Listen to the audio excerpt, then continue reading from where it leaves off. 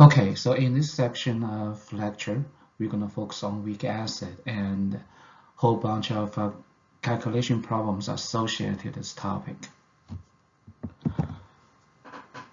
So we have just finished a discussion of strong acid. We understand that for strong acid, it is a single arrow, meaning 100% of dissociation. And for the weak acid, it is double arrow, so back and forth, meaning the acid does not undergo 100% dissociation, only partially dissociated. So that means for the equilibrium of the weak acid, we can develop a Kc, right? But for this particular equilibrium, we have a different name for it. We call it acid dissociation constant, Ka. So the mathematical expression of Ka is equal to the equilibrium concentration of the anion and hydronium multiplied divided by the equilibrium concentration of the acid. So this is the value of the Ka. Well, to me, I'm just a little bit curious. Okay, so if weak acid can have a Ka, why can't we have a Ka for a strong acid? Right? We can figure out the initial concentration, and we know the equilibrium concentration of all these species we're interested. So I'd like to see what the Ka value could be for the strong acid.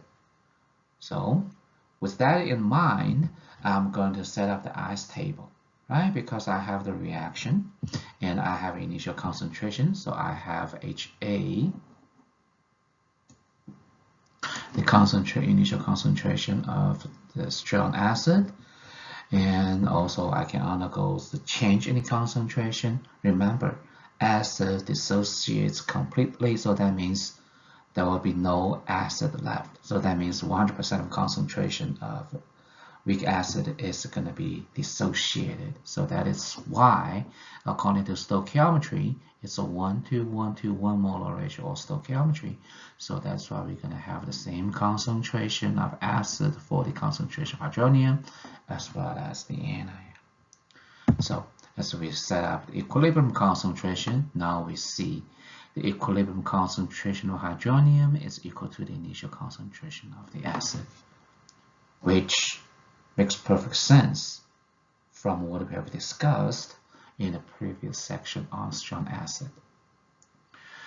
Well, so now that we have the equilibrium concentration for all the species laid out, so we can carry out the Ka. But the problem is we have 0 as the denominator. Okay, so non-zero value divided by 0 according to math, it's not undefined. It is what we call infinity. So that means that the number could be as much as you can imagine. Okay, there's no end. So for example, 1 over a millionth, right? So equals to a million. So it depends on just how small the value you can pick for the denominator. So that number could be extremely large. So once it becomes 0, so that number is infinity. So that means that's good, large beyond our imagination. So big imagination, so beyond our imagination. So, and for strong acid, we finally realized the Ka actually for the strong acid is infinity. That's of course in theory. So in reality, so strong acid must have the Ka that's greater than 1. For weak acid, the Ka must be less than 1. So that is how we can differentiate strong acid from weak acid by taking a look at the value of Ka. All right, so there are a few various types of calculation problems associated to the weak acid. The first type of calculation problem is solving Ka from equilibrium concentration or pH. So I just want you guys to realize pH is considered as equilibrium concentration. That is very important because for a lot of calculations, so if you ask pH, we need to realize it is equilibrium concentration so that we know whether we have to use ice table. All right, so another thing that's known is the initial concentration of an acid. And as I highlighted, so you realize we have equilibrium concentration and initial concentration both known. So that's what the ice table is. So those are the keywords for us to use the approach of ice table. Just what kind of approach that makes all difference.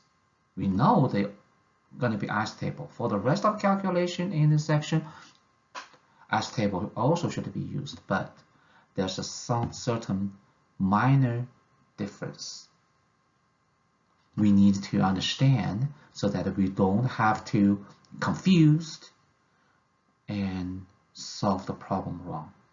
All right, so for this particular type of calculation solving Ka, so we need to determine equilibrium concentration. How? Because pH, like I said, is equilibrium concentration. So from pH, we should be able to figure out equilibrium concentration of hydronium, which is 10 to the negative pH, right? So once we have the equilibrium concentration of hydronium known, we can set up the ice table. Before we do that, I just want you guys to memorize these statements. pH is equilibrium concentration. Concentration of acid mentioned in the question, we take them as initial concentration. Always, please, always keep these in mind so that we know, okay, so what kind of a mathematical approach we should use. All right, so we set up our ice table. So how we set up our ice table is very similar to the one we discussed in the previous chapter. All right, so we lay out the dissociation equation. So we list the initial concentration, and here we define plus X on one particular species, hydronium. Okay. So that is a difference from what we used with the ice table in the previous chapter. Okay, so here we only use that for hydronium, sorry. And we're going to use the stoichiometry of the reaction to determine the change in concentration of the rest of species. And we list the equilibrium concentration involving variable X. And X is the equilibrium concentration for hydronium. Remember, we have this equilibrium concentration of hydronium and figure it out from pH. So you can solve for Ka or pK if a question asks. All right, so now let's look at an example. So example here is the pH of 0.250 molar of HF is 2.036. What are the values of Ka and pK of HF? Well, for this question, I want you guys to pay special attention to pH and 0.250 molar.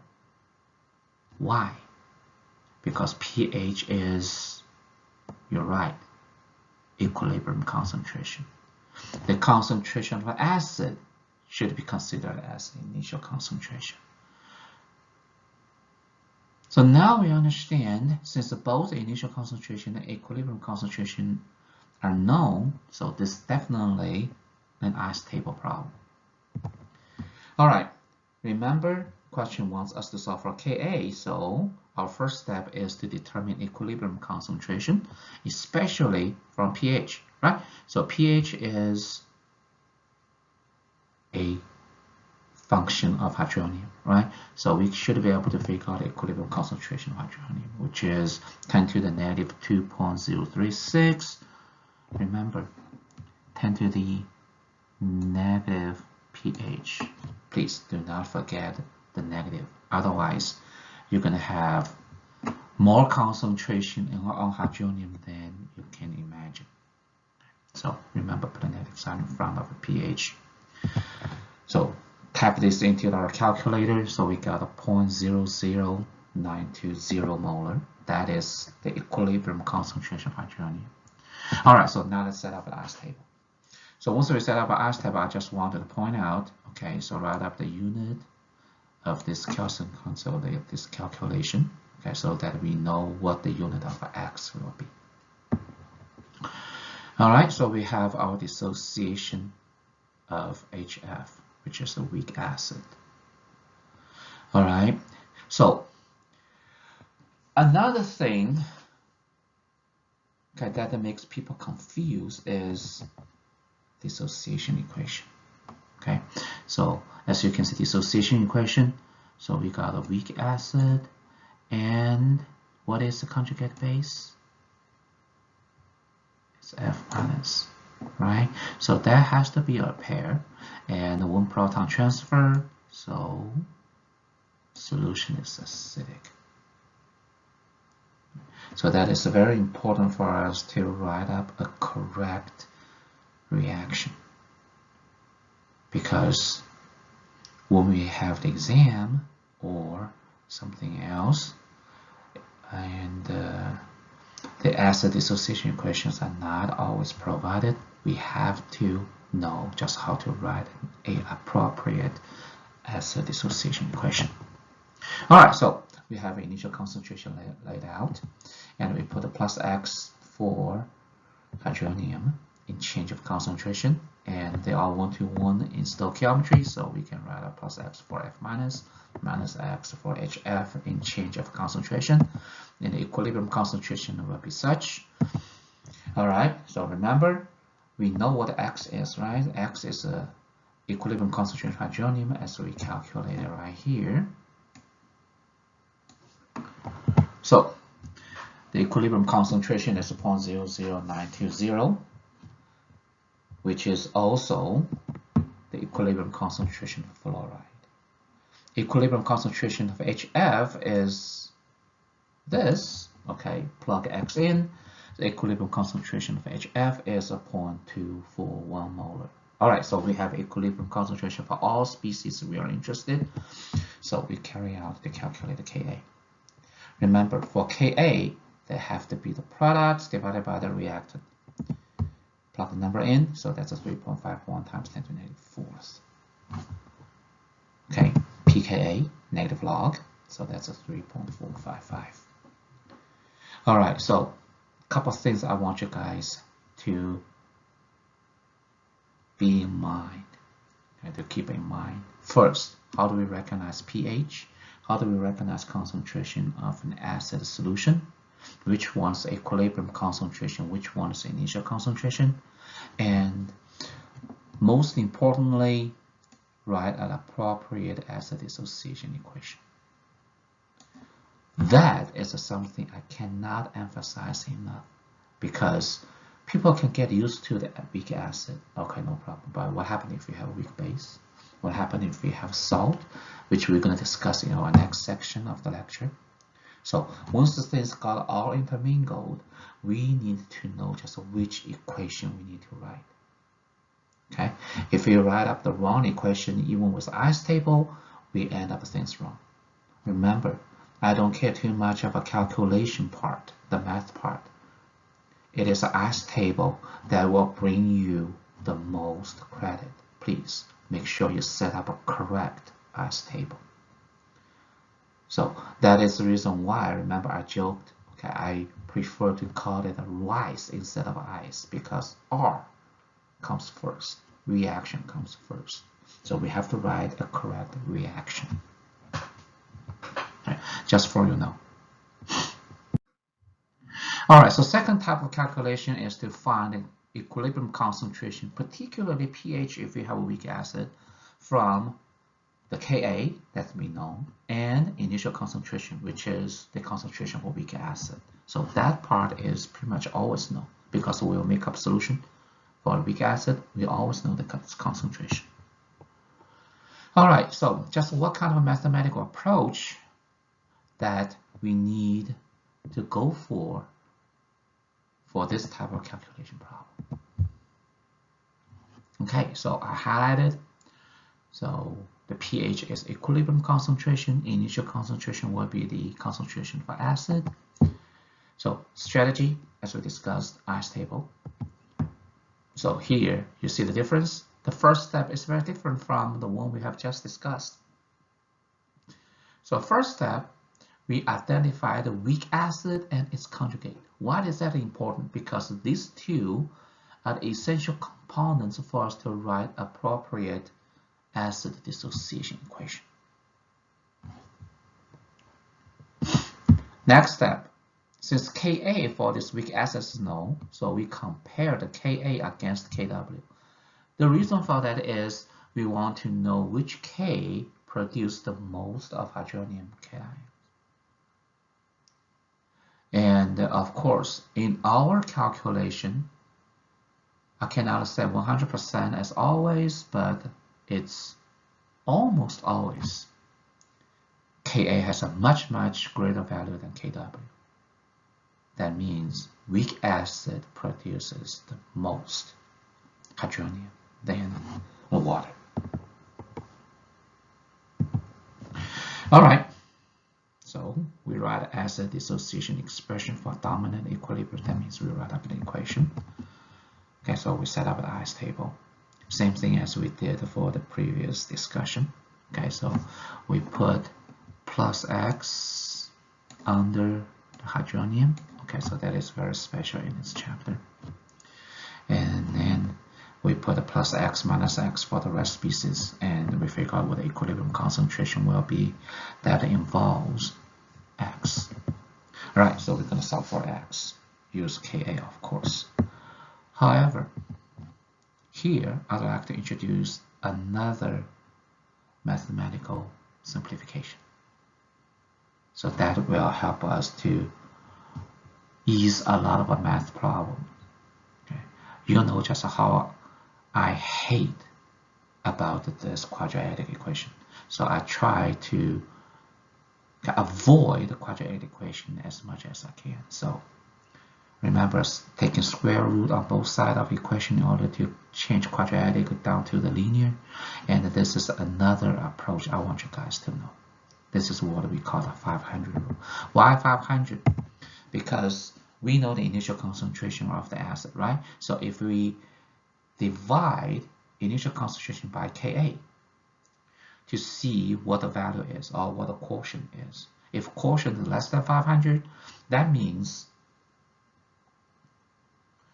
so this X, okay, the change concentration of hydronium would be too great for us to ignore. So we have to use quadratic equation.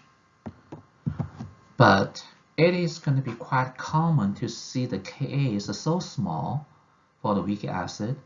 So the division between the initial concentration and Ka could be greater than 500 or equal to 500. Then we can use a simplification here. What's the simplification? We can just take away the X from that equation, especially if that is in the subtraction with the initial concentration. And I'm going to show you how. All right, so once we figure out so the equilibrium concentration of X for hydronium, so we should be able to determine the concentration of equilibrium concentration of the rest. And it is always a good idea to ballpark check the Ka to make sure our calculation is correct before we answer the question, like calculate the pH. Okay, now in this example problem, we got two different solutions for HF. One is 1.0 molar, much more concentrated. The other one is 0.050 molar, which is much less concentrated. And you will know what that's for, right? So the first one we could use 500 rules. The second one probably is going to have to be the quadratic equation. All right, so this question wants us to figure out pretty much everything. Hydronium, fluoride, okay, so hydrofluoric acid, hydroxide, and pH. Okay, so let's look at the question. So the keywords, right? So keywords here, I pay much attention to pH and the concentration of acid. Why? Because pH is the equilibrium concentration 1.0 molar or 0.05 molar, they are the concentration of the acid, which we consider as the initial concentration. So both concentration are involved in the question, so that is going to be ice table. But, okay, I'd like to emphasize one more time, but we take a slightly different approach. Okay, so what is the approach here? First step, we identify weak acid and its conjugate base. What is a weak acid? HF, of course. How do we know HF? Here is the clue, right? So this is HF. Why is it weak? Because Ka is less than 1. Okay. So HF is an acid, its conjugate base, we take away H+, so we have F- as its base. Since Ka is known, so we compare Ka against Kw, we find out that is much larger value, right? Remember, Kw is in the magnitude of 10 to the negative 14th, so Ka is much greater. So that means HF produces the most, or I would like to say pretty much 100% of hydronium.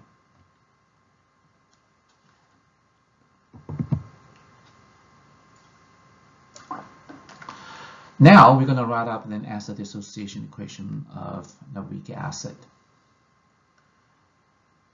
Like I said, it is a very important, I already emphasized once. So here I'd like to emphasize one more time. Okay, so when we write up an acid dissociation equation, first, acid must be the reactant, so its conjugate base must be one of the product. Another thing, remember when we have, according to BL definition, there's going to be 2 pairs of conjugates in order to have the proton transfer. So here comes the second pair of conjugates. So always keep in mind, in this acid dissociation equation, water is a base. If you cannot remember that much, just keep in mind water is a reactant. H0 plus must be the product. Why it is must be the product? Because, hey, we talk about acid, right? If you have an acid, hydronium is the one for us to know it's acid. So we need a little bit more practice in this, because we need, again, write a correct dissociation equation. It could be acid dissociation. Later on, as we will see, it could be base dissociation. So we must get the equation right. Otherwise, okay, we might calculate the wrong species. Okay, the question indicates us to calculate OH minus, but we wound up with hydronium, so that's totally wrong. Okay, and because its chemistry is wrong, even though you might wind up with the correct answer in mathematics, still you don't have the majority of credit because chemistry is wrong. So be very careful to write the dissociation equation, R. Ice table is pretty much simple, okay? So we have initial concentration 0 for those ions because dissociation is about to begin. And we put a plus X under the hydronium. Okay, so plus X for fluoride, minus X for HF for the change in concentration. So here we go, the equilibrium concentration. All right, so we write up the dissociation expression, the Ka. So put those X in. So this is what we have. X times X divided by 1.0 minus X. And what's the value of Ka? Okay, 3.5 times 10 to the negative fourth. All right, many of you will think about, okay, so this is a quadratic equation. But trust me, okay, in the homework assignment, you may have to go through some of the quadratic equation, but always try what we are going to do in the next step when you take the exam, which is 500. Okay. Since the initial concentration is known from the ice table, right? It's 1.0. So why can't we just divide this 1.0 by the Ka to see what the quotient is? If quotient is 500 or more, so we can get things much simpler. Okay, so let's carry that out. it doesn't hurt to try, right? So 1.0 divided by 3.5 times 10 to the 4th. So we wound up with some value that's close to 3,000. That's definitely greater than 500. So that means 500 rules apply. If a 500 rule applies, so here comes the magic. Since X is so small compared to the initial concentration, so we can pretty much ignore the X in the rest of the calculation. And you can see here, our calculation becomes much easier because this X in the denominator is gone.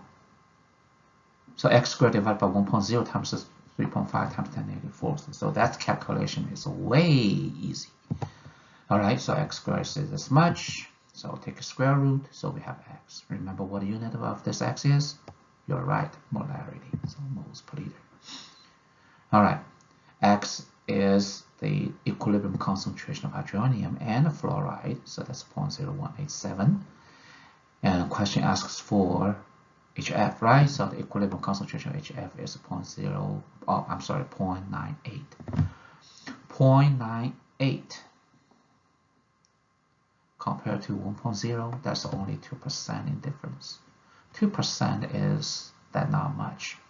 So that is why 500 rule applies, because X is very small compared to the initial concentration. So we can ignore during the calculation. All right, like I said, it's always a good idea for us to ballpark check the Ka to see whether the Ka from our calculation matches the one question provides. So it's a 3.56 times 10 to the 4th. Okay, so that's good enough. All right, so once we know our calculation is correct, so we carry out the rest of calculation. Okay, the question wants us to figure out OH minus. Okay, so we use Kw to figure out what the OH minus is. Okay, so that's a 5.3 times 10 to the negative 13th molar. Okay, so pH negative log of equilibrium concentration of hydronium. So we have 1.728, quite acidic as you can see. Okay. All right, so that is for the first question. Now question B. You're probably going to have an idea and what it's going to be, right? So we're probably going to have to use quadratic equation. The rest of the procedures are pretty much the same. So for example, okay, so we write up the acid dissociation equation for HF, okay, because that's a step 3. You realize because step 1, step 2 is pretty much the same. So that's why we skip. All right, so as for ice table, now this time initial concentration is 0.05 molar. Okay, we put a plus X on the hydronium, blah, blah, blah. And equilibrium concentration, 0.050 minus X with plus X for the ions as the products. So write up the Ka. Okay, so X squared divided by 0.050 minus X equals to 3.5 times 10 to the negative 4th. Okay, so let's see if 500 rule applies. You probably have a good idea already. This is not gonna, okay, good enough for the 500 rules. So try that out. 0.05 divided by 3.5 times 10 to the 4th. That's 142. That's the 500 as you probably expected. So that means we have to use quadratic equation. So here I skip the quadratic equation part by giving you the answer directly. So the X, which is equilibrium concentration of hydronium, that is a 0.00401 molar, same as that of fluoride. Okay, so the equilibrium concentration HF, which is 0.05 minus the X, so that is a 0.0459 molar. As you can see, 0.0459, 0.050, we are talking about 10% difference. So that means the X is too large, too big for us to ignore. So quadratic equation is the thing for us to solve it. But once you have to use quadratic equation, you have to be careful. And of course, you can also use that.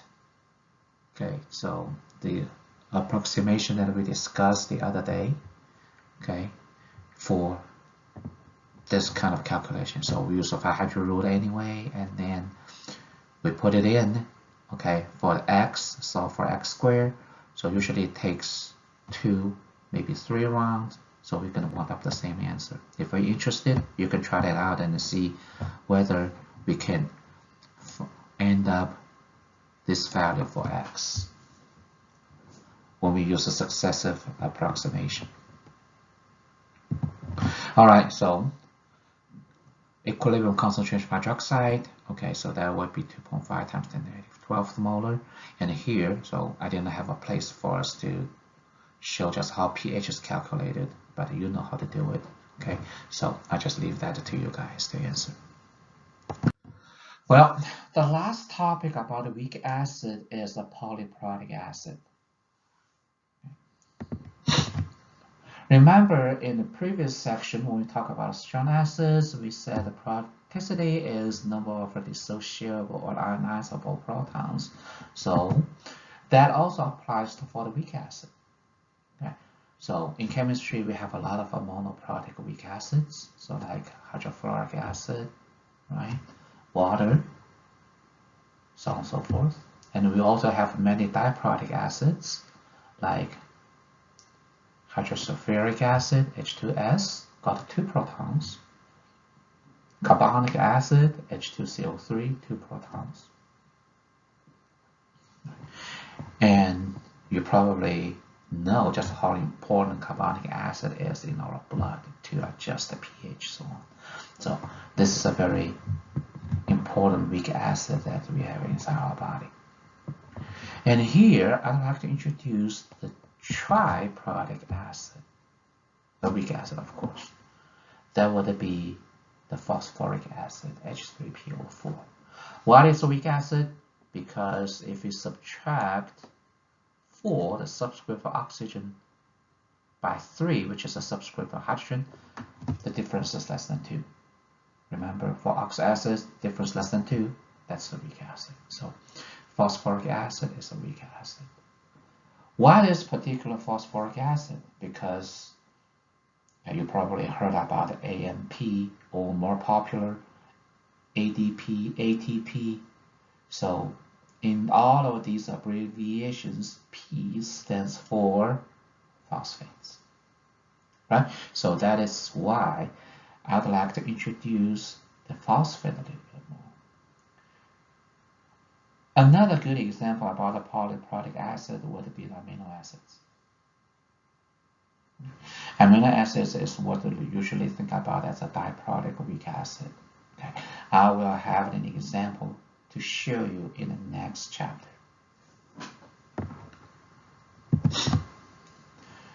All right, so if we deal with this type of acid, polyprotic acid, so a couple of things that we need to be aware.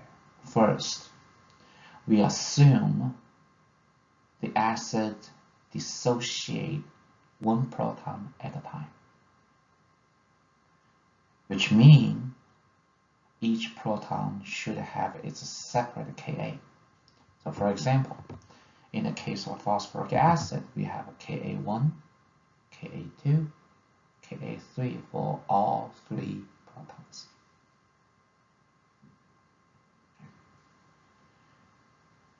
And also you realize I have some species in the different colors. So for example, you see phosphoric acid and dihydrogen phosphate. They are the pair of conjugates. And we have hydrogen phosphate and dihydrogen phosphate and hydrogen phosphate. That is another pair of conjugates. And finally, you see the third pair of conjugates. Each pair of conjugates is corresponding to one of the Ka. Okay. Ka1 first as a dissociation constant, Ka2 second, Ka3 the third. And from the value we realize, okay, Ka1 is in the magnitude of 10 to the negative third, second will be 10 to the negative 8, third will be 10 to the negative 13. I don't know about you guys, but what I realize here is So K1, K2, okay, so we're talking about the difference in the magnitude of 10 to the 5th. For K2 to K3, same thing, right? 10 to the 5th. So, which means it becomes more and more difficult to remove second or the third proton than it is to remove the first. How much difference, how much more difficult? By the factor of 10 to the 5th, as we already discussed or observed. So as the number of proton lost increases, the value of a Ka decreases dramatically by the factor of 100,000. Okay, so let's look at the example. Okay, the math approach. So the math approach for this type of calculation problem, which is the polyprotic acid, okay, especially when we want to know what the pH it is for such an acid. So that is basically the same approach as we discussed. Remember, we talk about equilibrium concentration, pH, Ka, and initial concentration unknown. So it's pretty much the same approach that we have just discussed for the pH of the weak acid, but here a little bit different. Okay, so the difference is here we only use Ka1 for the ice table when we calculate the pH. Why? Where's Ka2 to Ka3 in this line of calculation? That is something that I will demonstrate to you later on when we finish this calculation. All right. Remember, we have a polyprotic acid, so that means we could have a multiple conjugates. Right? So we identify the weak acid as conjugate. They usually be more than one pair. So we need to know which one is corresponding to what proton, first, second, or the third. All right, so we write up the first acid dissociation for the polyprotic acid. Why? Because remember, it is only Ka1 that we're going to use. All right, just how we write up the acid dissociation equation here. Here's the thing. We start off with the acid. Okay. If it's a phosphoric acid, H3PO4. If that is carbonic acid, H2CO3. Must be an acid. Forget about those anions or whatever, right? So first acid dissociation starting with acid, period. So acid plus H2O, okay, figure out the rest as the product. All right, so set up our ice table, and we write the acid dissociation expression Ka1 for solving the problem. Right? So here, let's see whether we can apply the 500 rule, because 500 rule really simplified our calculation. So I strongly encourage you guys to think about the 500 rule before you carry out the calculation using quadratic equation. All right, ballpark check K1. So here I put them in red because I want you guys to realize that is the major difference. The minor difference conjugates, right? So because we have more than one pair, this is the major difference here. So once we figure out the pH or the equilibrium concentration of hydronium, we assume everything is already equilibrium. So the solution has this pH.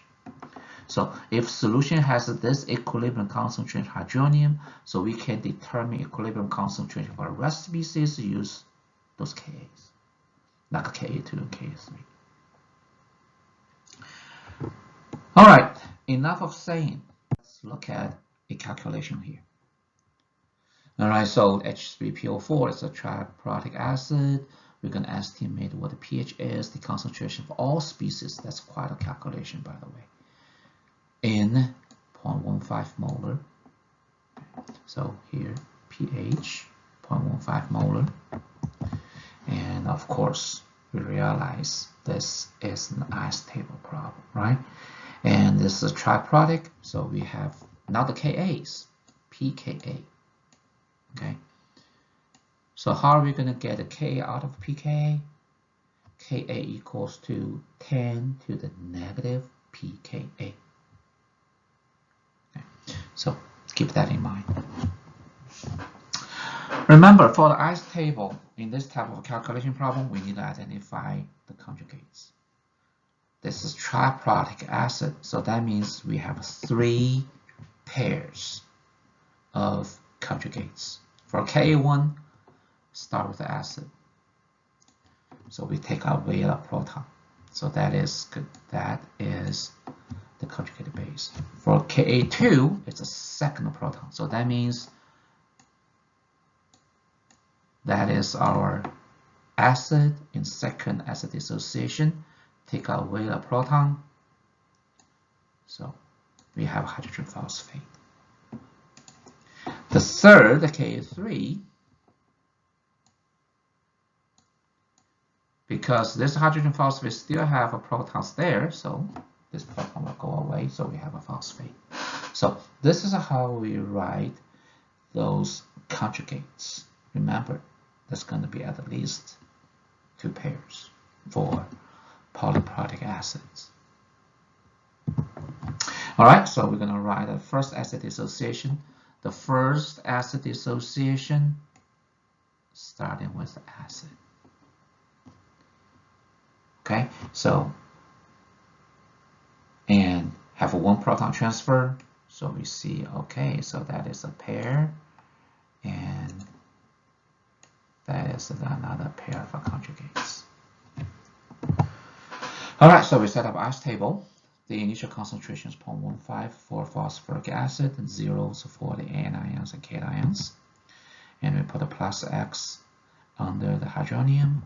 And here comes the equilibrium concentrations for all of them. And we apply that to the Ka1. So x squared divided by 0.15 minus x equals to Ka1, right? Remember, it's the pKa1. So in order to get a Ka1, 10 to the negative pKa1. So plug number in our calculator. So we figure out it's a 6.92 times 10 to the negative third. That is the value of a Ka1. We cannot use pKa for the calculation. All right, so let's see if we can use the 500 rules.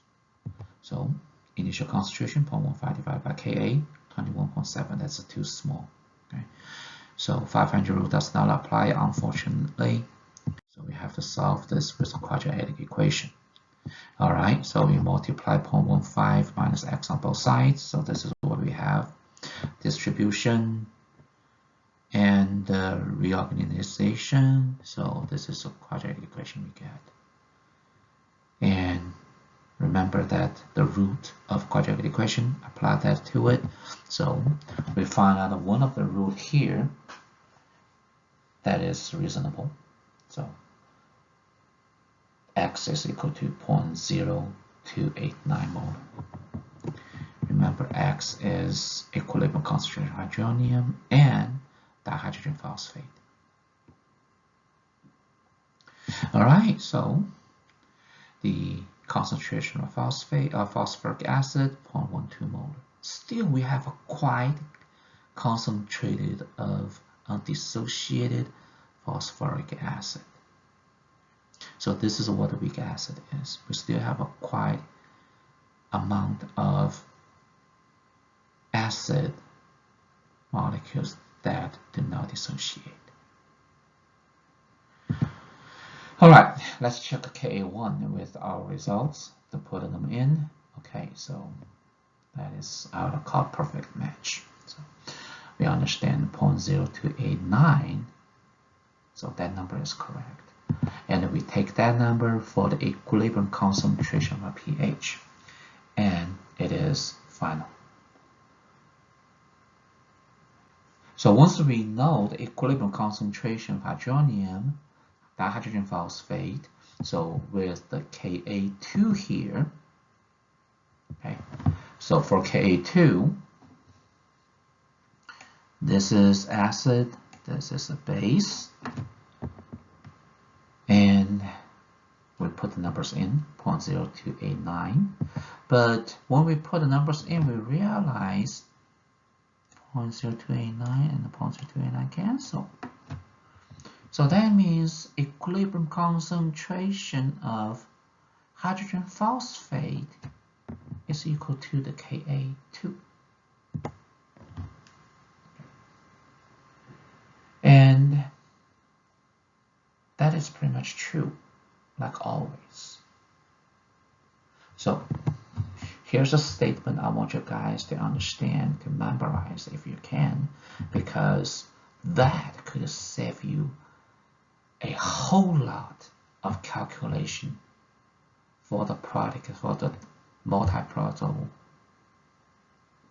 Yeah, so for this diprotic or triprotic acid, if we know this statement for any polyprotic weak acid, so the 2 minus charge anion has its equilibrium concentration exactly as Ka2.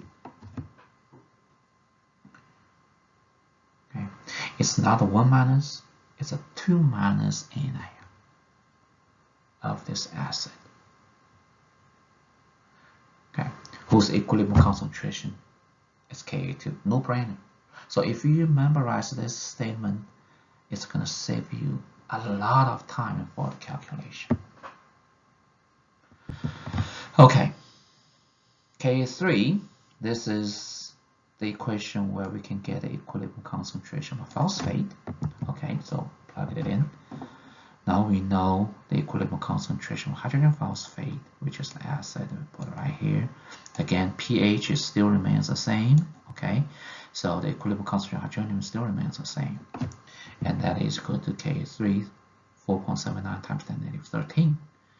And finish the calculation, we find out equilibrium concentration of phosphate is 1.02 times 10⁻18th mole. That number is even a lot less than the concentration of hydroxide. That means we barely have any phosphate in a solution of a phosphoric acid. So dissociation does not go that far to have significant amount of a phosphate if we start with the phosphoric acid in the solution. Well, as you can see here, I put the FYI in the title because remember, I raised the question when we talk about procedures, right? So why the only Ka1? Why can't we use Ka2 and Ka3? Because both Kas here still produces protons, right? That's why we call them Ka. So why those Ka2 and Ka3 are not important enough for us to consider? So I'd like to demonstrate you with the calculation. This time, okay, so say the first dissociation is done, and second dissociation, acid dissociation is about to begin to produce more proton, right? So let's see just how much more it is from the Ka2. Okay, remember Ka2, right? So this is the pair of conjugates. How do we realize which one's which? Here's the thing. Remember this Ka2, this 2 here? Look at the charge of this conjugate base. And if you're interested, look back to see whether we can find some pattern to help us to understand, okay, so which pair of conjugates is for what Ka. Alright, so we're going to write up the second acid dissociation of this phosphoric acid, polyprotic acid. Okay, so that is conjugate acid. So conjugate acid. And hydronium must be the product, and the second product should be this conjugate base of This is dihydrogen phosphate. All right, so put the numbers in. Remember, second dissociation is based on the first dissociation, which reaches equilibrium already. So the equilibrium concentration of hydronium dihydrogen phosphate becomes the initial concentration of the second equilibrium. So we have those as the initial concentration, and since it's not started yet, so initial concentration of this conjugate base is 0. Put the plus X under the hydronium, so we have the equilibrium concentration for all 3 species. And put the data under the K2, so this is what we have. What's the value of K2? 6.17 times 10 to the negative 8th. Quadratic equation? Not so fast, because I would like to try 500 rule every time if I get a chance. So I'm going to check out the 500 rule. Remember, initial concentration is 0.0289 divided by the Ka, which is a 6.17 times 10 to the negative 8th. So you see, we talk about a quotient that's in the neighborhood of almost 500,000. It's much greater than 500, meaning we can use a simplification approximation. What is the simplification of approximation? Remember, we can take x away from the subtraction. So that means we can take minus x away, because this x is so small compared to the initial concentration, virtually nothing has changed. So take that away. Is that it? No. Because if we take x away from subtraction, we can take x away from addition as well. Remember that the top of x2, Ka2, so we have 0.0289 plus x. Again, since x is so small, it's gone. Well, what do we got left here? So after we take away the x's, you see this similar? Okay, this is something that we have seen before, right? These two cancel. So that means x equals to Ka2, which is a 6.17 times 10 to the negative 8th. So the 2 negative charge at the anion of this acid has the same concentration as Ka2. Remember, this is exactly what we get from the previous calculation. So this proves mathematically about why we can only use Ka1, because here K2 and on, they are just too small for us to consider. They do contribute hydronium, but the hydronium they contribute is so small in amount, we can simply ignore. So this is just how we use only Ka1 for polyprotic acid problem in order to calculate the pH. That's it for the calculation and the concept of a weak acid. And I see you guys in the last section of this chapter, which is the weak base and the salt. Thank you.